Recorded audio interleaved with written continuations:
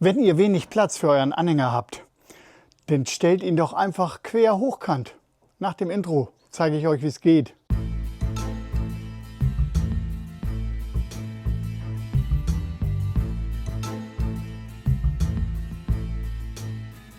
Hey Leute, herzlich willkommen auf meinem Kanal Ingos Tipps.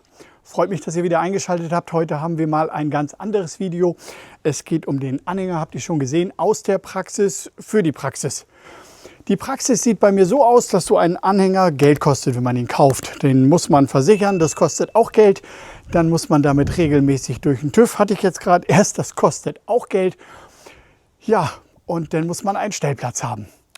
Und eigentlich gefühlt kommen alle Nachbarn, wenn sie mal ein kleines Zipperlein haben und fragen, ob sie sich diesen Anhänger ausleihen können. Das ist natürlich sehr bequem. All diese ganzen Sachen, die ich aufgezählt habe, hat man nicht. Aber man hat ja Nachbarn, da kann man mal eben hin, Hex, und schon hat man mal für eine halbe Stunde oder für einen Nachmittag einen Anhänger. Aber parken unten auf diesem Wendekreis, wo eigentlich alle Parkplätze ständig frei sind, weil jeder hier sein eigenes Auto auf seinem eigenen Grundstück parkt, parken darf ich ihn da nicht. Da gibt es dann einen, den keiner kennt, der dagegen ist. Der hat mich schon angeschwärzt bei der Gemeinde, dann wurde mein Anhänger schon weggeschoben und es wurden auch schon die Beleuchtungskabel herausgerissen, die waren dann von einem auf den anderen Tag weg.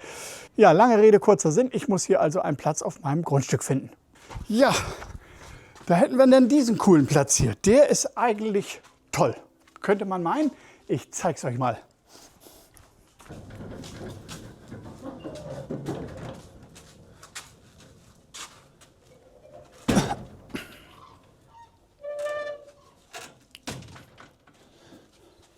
Ja, passt hier genau rein.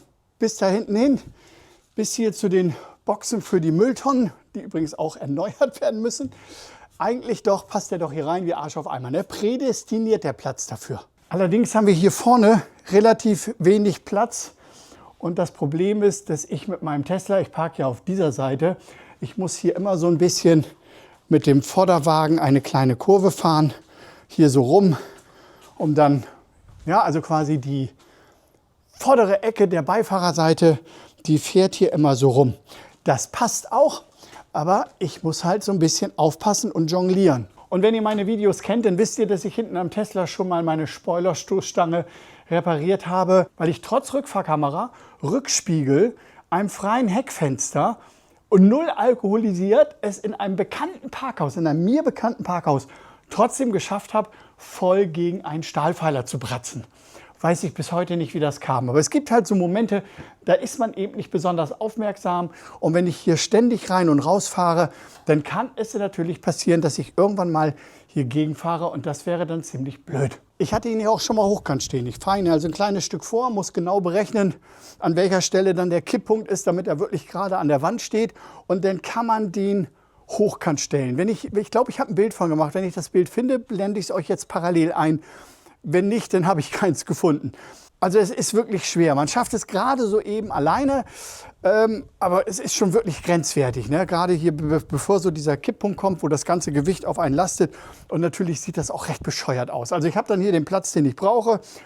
Aber wie gesagt, es steht halt hochkant, es ragt weit drüber hinaus, ne, weil das Ding ist ja schon irgendwie über 3 Meter mit der Deichsel.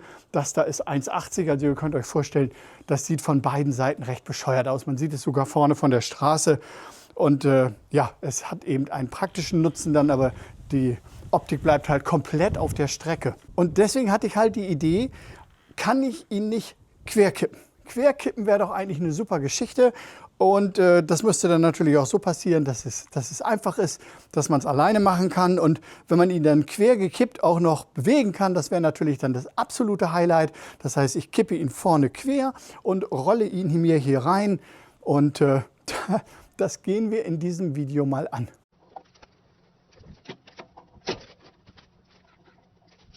Ja, man muss sich natürlich im Vorfeld ein paar Gedanken machen. Das habe ich schon gemacht. Jetzt geht es darum, die Sachen auszumessen, damit man die Gedanken an die gegebenen Maße anpassen kann. Und dann setze ich mich jetzt vor Fusion 360 und dann schauen wir mal, was dabei rauskommt. Ja, nachdem ich vor Ort am Anhänger oben alle Messungen korrekt erledigt habe, habe ich die Sachen jetzt hier bei meinem CAD 3D-Programm Fusion 360 benutze ich ja immer eingegeben und ich blende euch das jetzt mal ein. lasst euch nicht verwirren, das hier ist schon die zweite Seite einmal gedreht, um zu sehen, was für eine Platte muss ich mir kaufen. Aber hier handelt es sich jetzt um meinen Anhänger. Da haben wir hier zum einen das hier, das ist das Seitenteil von meinem Anhänger. Ich gucke jetzt also von vorne drauf oder von hinten, wie ihr halt wollt. Und dann habe ich natürlich auch hier an der Seite das Rad. Und dann habe ich auch noch das Schutzblech, also den Radkasten, der guckt ja hier noch ein kleines bisschen weiter raus. Könnt ihr das sehen? So, das ist jetzt also die Seitenansicht. Und ihr seht, hier unten haben wir nämlich auch etwas Platz. Das heißt, mein Anhänger ist jetzt schon hochgebockt. Mal sehen, was hatte ich mir hier unten ausgesucht? Da, 46 mm steht das Rad jetzt schon in der Luft. So, und dieses Konstrukt drumherum, ich blende es mal ein, das ist jetzt mein Brett, was ich mir ersägen will. So, hier oben geht es etwas rüber, es wird also von der Seite drauf geschoben.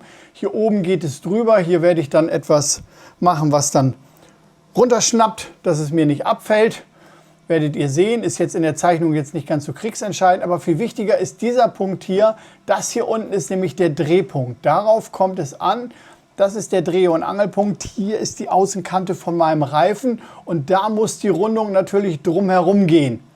So, jetzt hätte ich mir natürlich hier unten eine schöne Rundung bauen können, aber ich wollte hier drinnen schon quasi einen Kipper haben. Einen Kipper ist in meinem Kopf entstanden, ist unbegründet, wo ich dann einfach schon ziemlich weit drin. Wir schauen mal eben, was wir hier haben. Also hier haben wir die Außenkante und hier haben wir den Kipppunkt.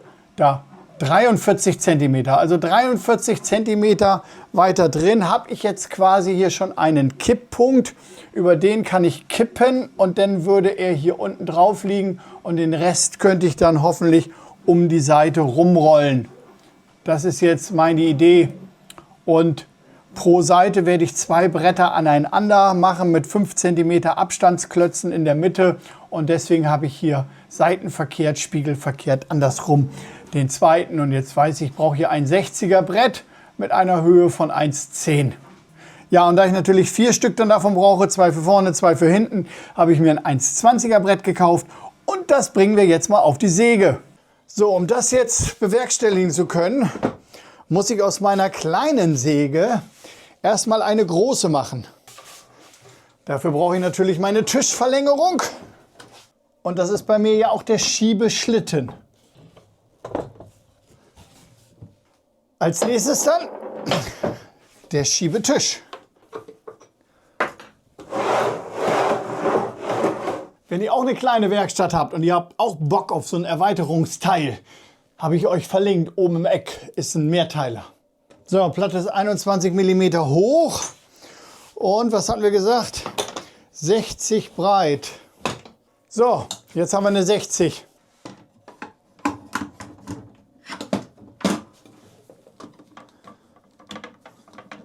Eieieiei.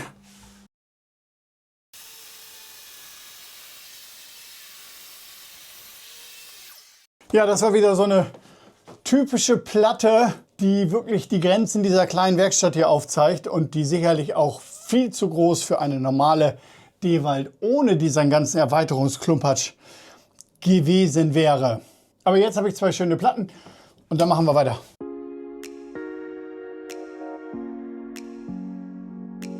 Ja, so, ich habe das jetzt alles fertig aufgezeichnet. Ihr habt gesehen, diese Rundungen sind jetzt nicht in Stein gemeißelt. Das habe ich mir bei Fusion 360 ausgedacht. Und ob dieser Kreis nun 10 oder 10,2 Zentimeter ist, das ist nun wirklich wurscht an der Geschichte. Wichtiger ist natürlich die Gesamthöhe. Und diese Geschichte hier, dass es auch in den Anhänger reinpasst. Ich werde das jetzt noch 2 bis 3 Mal gegenchecken, um wirklich sicher zu sein. Habe hier diese Ecke hier, genau diese hier, habe ich hier drüben auch noch mal hier angezeichnet, um zu sehen, ob ich hier auch zwischendurch komme, dass ich hier wirklich 2 Stück aus meiner einen Platte kriege. Nicht, dass ich mich hier dahingehend vermessen habe. Und ja, dann werde ich einen Weg finden, wie ich dann dieses Ding hier erstmal raussägen kann. Und dann werde ich eine fein schick machen und werde die anderen nur noch grob ausschneiden und werde dann mit dem Kopierfräser arbeiten. Aber bei einer muss ich mir jetzt wirklich Mühe geben, das muss wirklich gut werden. Und ja, weiß noch nicht, wie ich da vorgehe, aber irgendwelche Wege zum Ausschneiden werde ich schon finden.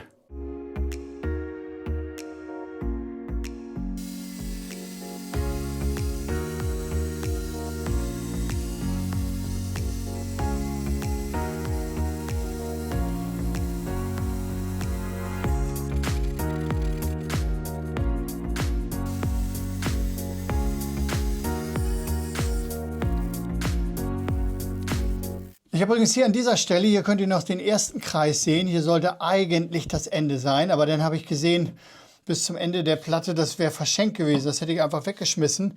Habe ich dann einfach den Kreis neu gesetzt und habe die Linie hier neu gezogen und auch hier oben und habe den jetzt verlängert. Jetzt ist er nicht mehr hier 45, sondern ich würde sagen so 11,5 cm länger. Dann habe ich den Kipppunkt jetzt noch mehr zur Mitte des Anhängers gebracht und ich denke mal, damit sollte es dann im Zweifelsfall eher einfacher funktionieren. So, dann machen wir mal die erste Passprobe. Kommt mit raus. So, da wären wir dann. Jetzt bin ich echt gespannt, Leute.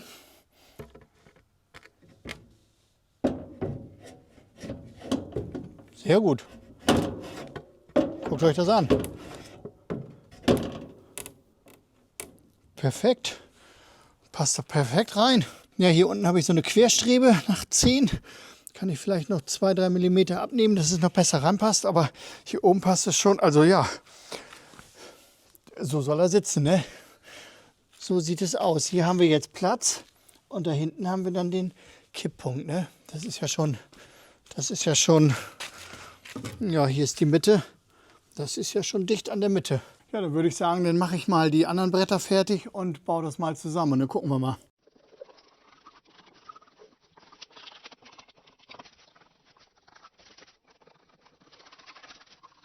Ich habe übrigens festgestellt, dass sie jetzt, so wie ich sie gelegt habe, logischerweise natürlich beide gleich sind. Das heißt, wenn ich jetzt nur diese beiden verwenden würde, dann könnte ich die glatte Seite nicht nach außen bringen, sondern ich hätte, wenn ich sie nebeneinander schichte, logischerweise auf einer Seite die raue Seite.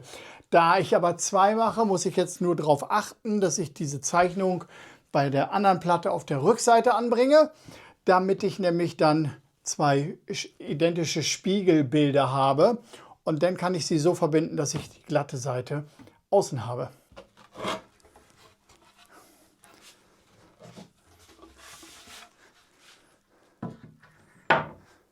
So, ich habe jetzt alle anderen drei zugeschnitten. Grob zugeschnitten natürlich.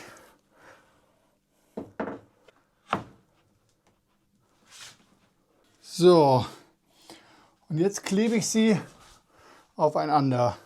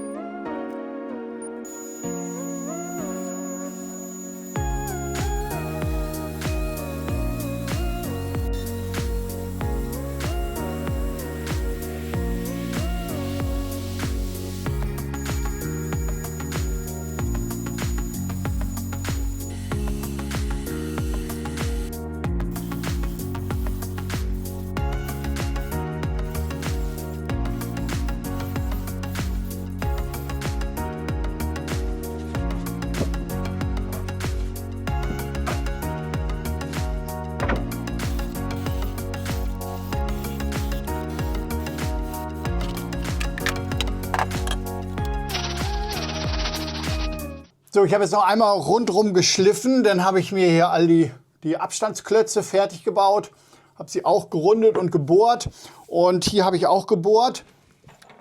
Und dann habe ich ein Brett jeweils, das ist in diesem Fall dieses hier von der Außenseite, nochmal hier größer gebohrt, weil diese Flachkopfschrauben, heißt das so, keine Ahnung. Die haben ja hier noch dieses Viereck und dadurch sind sie ein bisschen größer. Und jetzt gehen sie halt rein, ne? Der Rest zieht sich dann fest. Ja, ich würde sagen, ich baue jetzt einfach mal einen zusammen und wir gucken mal, ob er dran passt.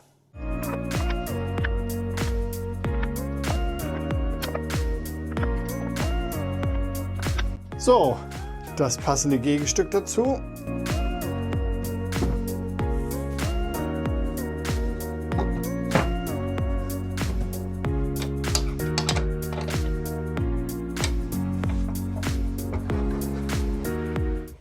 Da ist er. So sieht er aus. Ja, das ist natürlich das Doofe, dass man hier auf der anderen Seite bei diesen Schrauben eben nichts hat. Da muss man eben mal solch eine Zange nehmen. So. Ja, ich habe jetzt diese beiden hier ausgerichtet. Die beiden, weil ich mir dann nämlich den hier gebaut habe. Könnt ihr sehen hier, der klemmt mir dann nämlich meine Seitenwange ein. Und ja, beide sind zusammengebaut. Ich würde sagen, wir gehen jetzt hoch und probieren das einfach mal aus. So, dann wollen wir uns den Trick mal anschauen. Punkt 1, der Hintern muss hoch. So, sollte reichen.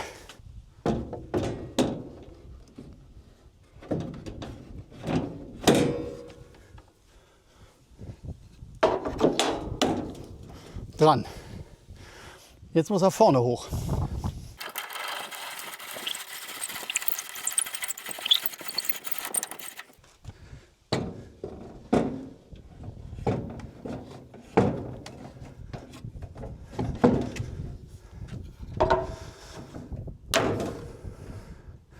Und könnt ihr sehen, er kippt schon.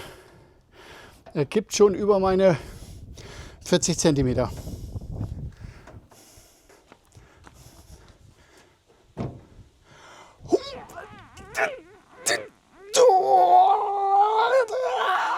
Oh.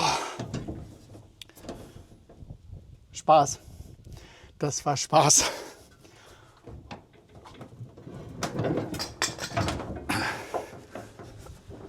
Oh, Hammer. Guckt euch das an. Und langsam. Habe ich wohl zu weit rausgekullert. Ja, er liegt auf der Seite. Das ist der Hammer und es geht deutlich leichter. Deutlich leichter, als ihn hochkant da hinten hinzustellen. Das war wirklich eine absolute Plackerei. Ich meine, das Ding hat immer noch sein Gewicht. Natürlich ist es jetzt keine Feder, aber es ist absolut händelbar. Ich mache es nochmal. Ich kippe ihn nochmal zurück und ich kippe ihn nochmal wieder hin. Wupp. Sehr schön.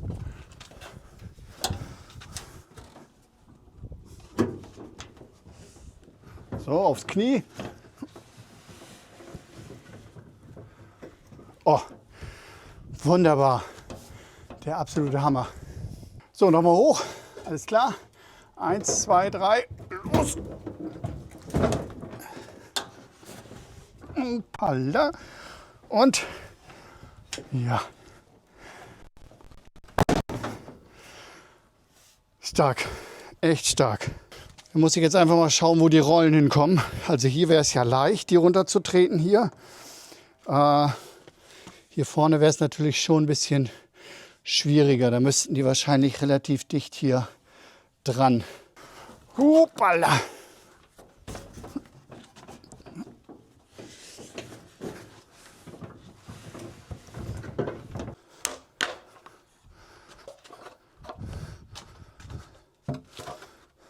So, jetzt geht es um die Befestigung der Rollen, meine Lieben. Und da habe ich mir hier so runtertretbare Rollen geholt. Ja, die machen aber auch einen guten Eindruck. Die wirken sehr stabil.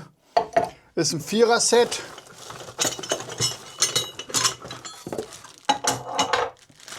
Und kostet irgendwas mit 59 € bei Amazon, habe ich euch wieder verlinkt.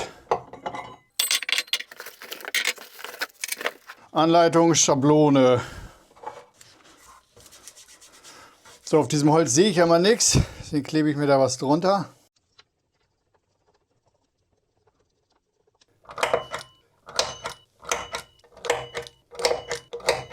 So, eigentlich sind da ja diese Schrauben bei.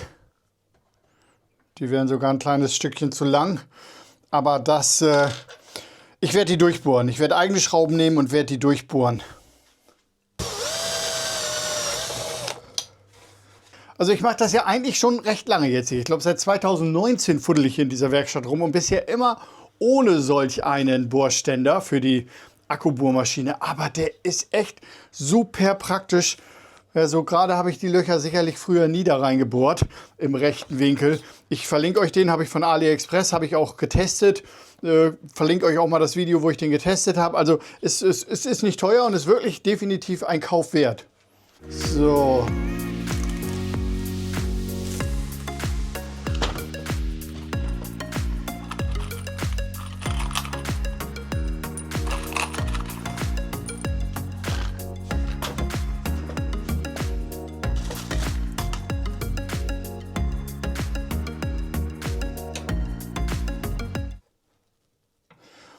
So, und ich habe nicht nur durchgebohrt, ich habe auch alle 6 genommen, weil ich keine Relation habe zu dem Gewicht des Anhängers und den Rollen. Also, was soll's, einfach 6 Schrauben und gut.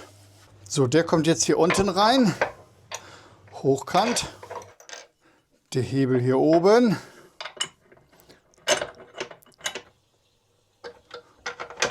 So. Da, schau dir, ist eigentlich ganz einfach. Ich benutze diese mitgelieferten Dinger ja eigentlich sehr ungern, aber mit einem normalen Mausschlüssel komme ich hier nicht zwischen. Das ist dann nach dem Festziehen einfach zu schlank. So steht sie ab und so ist sie unten. Bin gespannt. Hier wäre ja die Linie von meinem Anhänger und ihr seht, der Hebel geht da drüber weg. Also kann ich in diesem Bereich hier die Rolle nicht anbringen. Muss ich tatsächlich auf hier außen ausweichen. Dafür muss ich den dann mal abschneiden.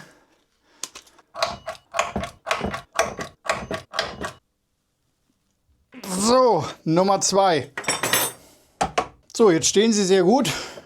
Hab hier auch, wie ihr seht, immer noch Spiel. Steht gerade und jetzt trete ich ihn runter. Ja. Und ich rolle. Ich würde halt rollen, ne, wenn es gerade stehen würde. So, die Kanten bearbeite ich jetzt noch einmal eben schnell mit einem, keine Ahnung, es ist jetzt nichts Spezielles. Was ist das denn hier? Holz Protection für innen und außen, das hatte ich einfach rumliegen. Ne, das ist jetzt nichts Spezielles. Damit bearbeite ich einfach nur mal die Kanten dieser Multiplex-Platte, damit es noch ein bisschen länger hält.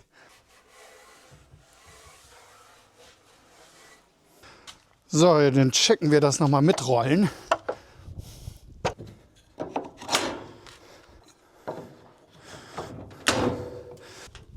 Juppidu.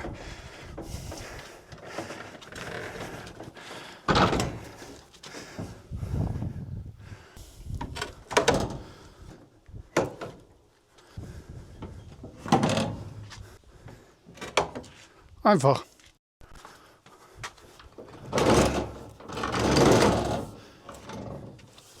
Ja, der Unterschied zwischen Theorie und Praxis ereilt mich mal wieder. Das Problem ist, wenn ich die hier hochstelle, könnt ihr das sehen, dann kippt das Ding einfach so ein bisschen rüber und schleift dann automatisch noch auf der anderen Seite. Das heißt also, ich habe jetzt nicht meinen Anhänger hochgebockt, sondern ich habe nur dafür gesorgt, dass diese Dinger jetzt etwas schief stehen. So, jetzt habe ich Folgendes. Ich muss mal von hier kommen wegen der Sonne. Ich habe ihn jetzt also auf dieser Seite abgebaut, aber nur hier und habe ihn auf dieser Seite angebaut. Das heißt also, jetzt habe ich ein Rad auf dieser Seite und vorne habe ich ein Rad auf der anderen Seite. Und das scheint besser zu sein. Deswegen mache ich das jetzt auch noch mal dort und dann probiere ich es noch mal. So, neuer Versuch.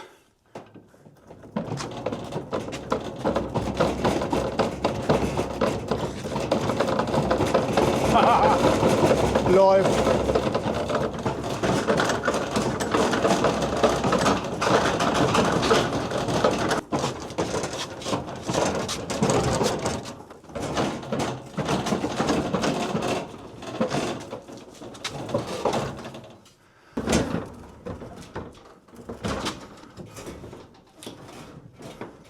Genau so war es geplant. Jetzt sind wir noch hinter den Mülltonnen. Hammer.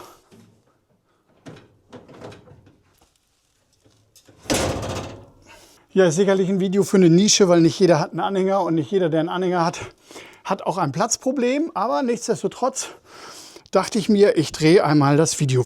Es reicht ja, wenn nur einer davon profitiert. Ja, wenn es euch gefallen hat, ihr kennt das schon, gerne einen Daumen hoch. Alles, was ich benutzt habe, findet ihr in der Videobeschreibung. Und wenn es dazu gereicht hat, dass ihr mich abonniert, dann wäre das super. Dann würde ich mich freuen, wenn ihr das auch gleich machen würdet. Ja, bis zum nächsten Video. Euer Ingo.